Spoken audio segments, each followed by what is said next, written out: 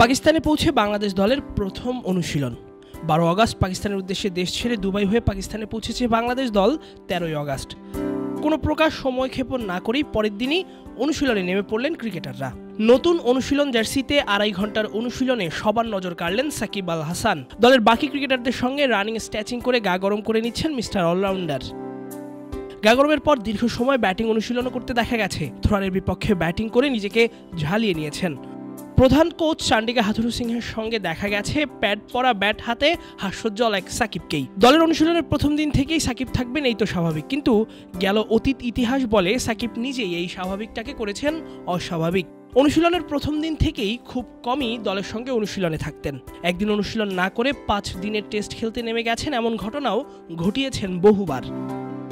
এবারের প্রেক্ষাপটটা একেবারেই ভিন্ন। আওয়ামী লীগ সরকারের পতনের পর এমপি সাকিবকে দলে নেওয়া হবে কিনা এ নিয়েই কানাঘোষা ছিল, কিন্তু ক্রিকেটীয় মেধায় অনন্য সাকিবকে বাদ দিতে পারেনি নির্বাচকরা। সাকিব পাকিস্তানের বিপক্ষে সিরিজের দলে আছেন। দেশে না এসে কানাডা থেকে সরাসরি পাকিস্তানে গিয়ে দলের সঙ্গে অনুশীলনে প্রথম দিন থেকেই। রাজনীতিতে নেমে যে ইমেজ সংকটে পড়েছেন সেসব যে এই ক্রিকেট দিয়ে ফিরিয়ে আনতে হবে সাকিব নিশ্চয়ই সেটা ভালো করেই জানেন। তাই তো পাকিস্তানে সিরিয়াস সাকিবকেই দেখা গেল, যাতে 2 টেস্টে ভালো কিছু করে সবার মনটা জয় করতে পারেন।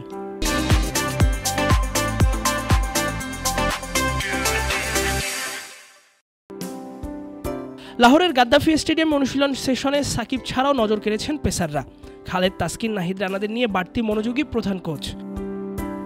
লিটনকে নিয়েও তার আগ্রহ বিশেষ করে চোখে পড়ল। লিটনের ব্যাটিং অনুশীলনের সময় দেখিয়ে দিচ্ছিলেন, ভুল শুধরে দিয়েছেন হয়তো পরামর্শ। স্পিন বোলিং কোচ মুস্তাককেও দেখা গেল প্রথম দিন থেকেই। তাইজুলকে নিয়ে কাজ করছেন স্পিন বোলিংয়ে। ওপেনার সাদমান, অধিনায়ক শান্তরাও ছাড় দেননি নিজেদের প্রস্তুত করতে। খালেদ, তাসকিনদের একের পর এক বল খেলে নিজের ব্যাটিং প্রস্তুতির সবটাই করে নিয়েছেন অধিনায়ক। এদিকে 16 তারিখ পাকিস্তানে যাওয়ার কথা থাকলেও 3-4 দিন আগেই সেখানে গেছে বাংলাদেশ, কারণ তাদের চাওয়া ছিল পাকিস্তানে নিজেদের মানিয়ে নেয়া আর প্রস্তুতি নেয়া। আর পিসিবিও সেটা সুযোগ করে দিয়েছে লাহোরের গাদ্দাফি স্টেডিয়ামে।